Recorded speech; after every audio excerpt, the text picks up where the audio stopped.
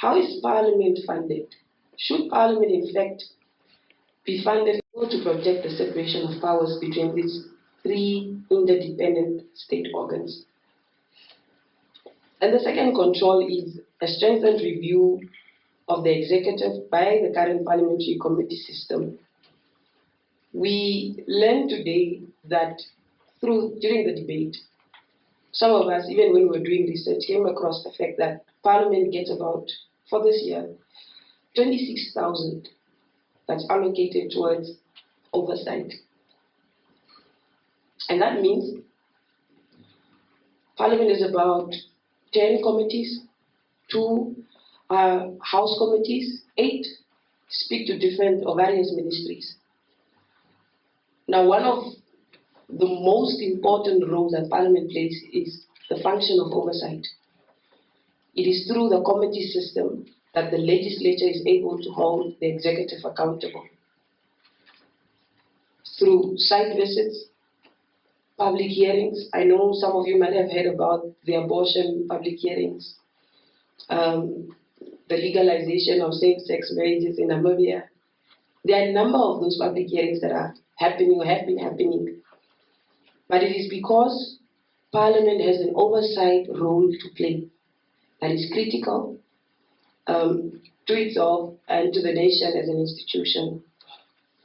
Let me now turn to perhaps the substantive issue of the day. I took some notes. I'm just praying that I left my glasses, so I'll be able to see here. Let's look at, I'm sure Mali has gone in depth. And the funny, I was just telling him now that I always run into him at events. I'm like, Mali, you're here again. But it's always good to see you, my friend. I'm sure young people are learning from you and are inspired. I think one of the things that we must be able to express is not just good English, but we must also understand numbers and how budgetary allocations affect our lives, our daily lives. But let us look at the targeted youth spend in greater detail, adding all the obvious and the listed youth programs in the budget, and even including the extra budgetary support from the German government. I got to my figure of around 650 million. When I checked the documentation, I was astonished to find that this is broadly double the allocation for Vote 27, sports, youth, and national service at 331 million, which in turn is marginally higher than the allocations in previous years, but it is higher only for this year. As of 2023, the vote reverts to around 270 million, which is more in line with the regular former allocations of about 250 million per year. So does this mean then that additional appropriations for the youth in a year where the budget theme pivots on youth issues is only 320 million more than in previous budgets? I sincerely hope not, because then the budget is just as one of those political gimmicks. I sincerely hope that plucked out of, or not plucked out of thin air to try and make the budget process appear credible, that the Ministry of Finance has established a solid reputation for inventing fancy acronyms and for budgets and then to forget them and just quickly move on. Take for instance TPEC, right? Does anybody in this room remember TPEC? Yes, of course. When we were at UNAM, I remember that was the first political lesson. We did a number of political science modules that were also interlinked with economics modules. And so one of the first things that we were taught was you must understand economics for you to be able to express yourself and to articulate a position politically or otherwise. Now, the fact that both have evaporated, we were looking at TPEC. In 2010, we had a crisis, right, in our country. And last year, we brought a motion to Parliament to say youth unemployment stands currently at 53%, 50.3%. That was by the end of 2021. And we gave a number of suggestions, and one of those was, let's declare a state of emergency, during which period government is able to consider and allocate the best resources, not just capital, but also human resources, to come up with a workable plan. What is the way forward? How do we deal with this number of young people who don't have jobs? Young people will send to institutions of higher learning. Most of them who are languishing in student debt and joblessness. So I remember that there was a conversation about public procurement. If you look at Kenya, for example, I think in the year 2013, 2014, they had a debate on their Public Procurement Act. And there are a number of objectives each government seeks to achieve with their Procurement Act. Some want equality, efficiency, and so forth. But young people came out, scholars from the academics, young people in business, young entrepreneurs, and they said, why is our government's objective, or at least one of those objectives, not to improve accessibility of young people to procurement opportunities, especially as it pertains to government procurement?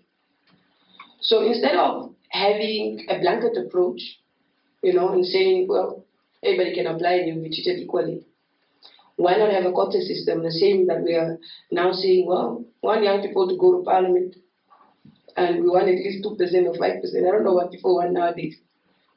But come up with a quota system where we say, yes, we agree. Perhaps government's job is not only to create jobs, but it stretches beyond that. It is also creating an enabling environment where these young people can thrive in any sector, in industries, in entrepreneurship, anywhere.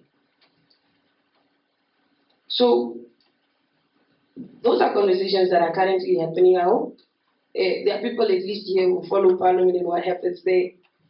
I think beyond the political gimmicking and the fights, there are relevant conversations that happen in Parliament.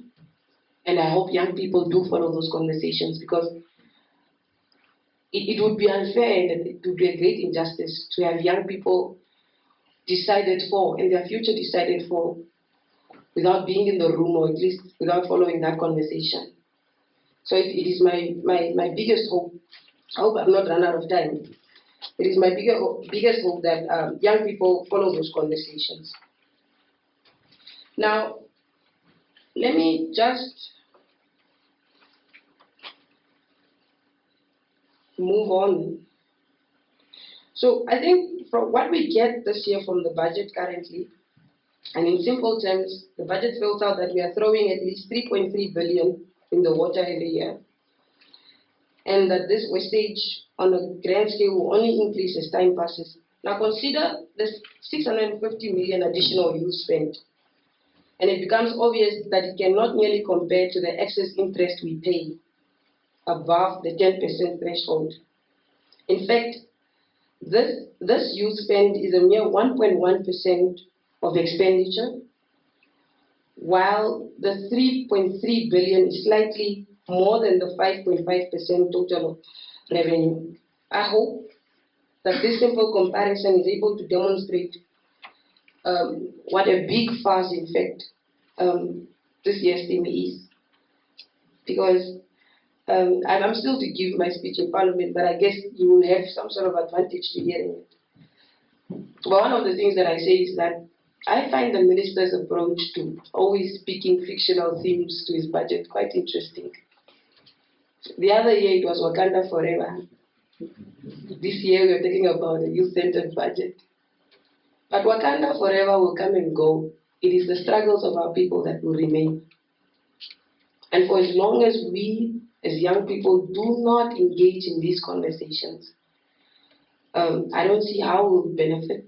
And if we don't take a stance to be constantly and continuously involved and informed, we'll be losing out big time. Just to finish off, the Development Bank of Namibia, young business owners, and women as well, supporting women business owners, women who want to go into the business sector.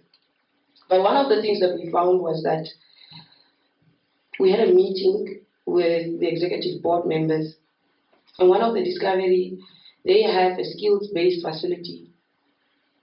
I think Mali will know about it.